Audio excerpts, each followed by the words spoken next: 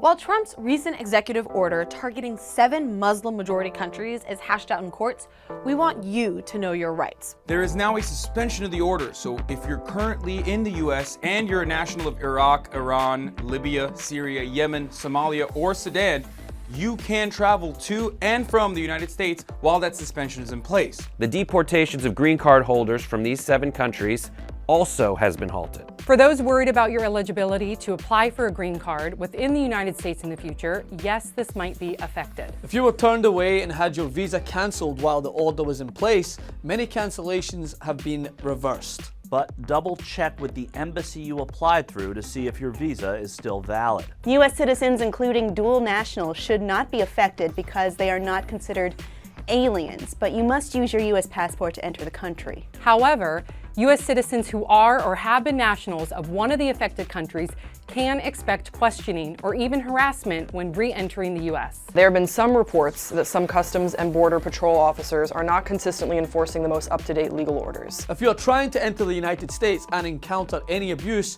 try to document it. Remember the names of any officers and immediately write down any details that you remember. If you are somewhere where phones and recording devices are legally permitted, record any abuse. You may also be asked for your social media and email passwords. Non-cooperation can be used as grounds to deny your entry. If you are a lawful permanent resident being denied entry, do not give up your I-551 green card. Even if Customs and Border Patrol promises it will get you out of detention faster, do not, and I repeat, Do not sign Form I-407, which would relinquish your residency. You are still a lawful permanent resident until a judge says that you're not. Even if you're denied entry today, don't give up your rights forever. It is unclear how officers have been instructed to apply this or whether there has been any guidance at all. If you need help, the ACLU or the International Refugee Assistance Project can advise you on where to get legal help. Both their websites are listed below. if you or your family members have plans to legally enter the United States, In the days leading up to your trip, make sure to check the latest legal rulings on either the International Refugee Assistance Project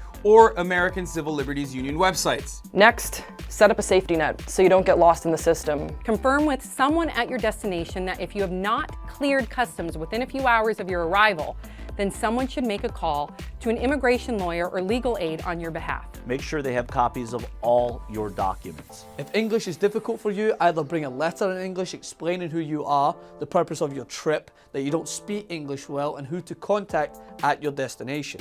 Just know your rights as a citizen, legal resident, or recognized refugee are protected by the United States Constitution and international treaties. There are also some powerful forces on your side. 100 of America's biggest tech companies want the order revoked. Diplomats, Former senior government security officials, And a coalition of over a dozen state attorney generals. Think this executive order should be revoked. And thousands of Americans continue to speak out and protest. Help legally resist this unconstitutional executive order by sharing this video.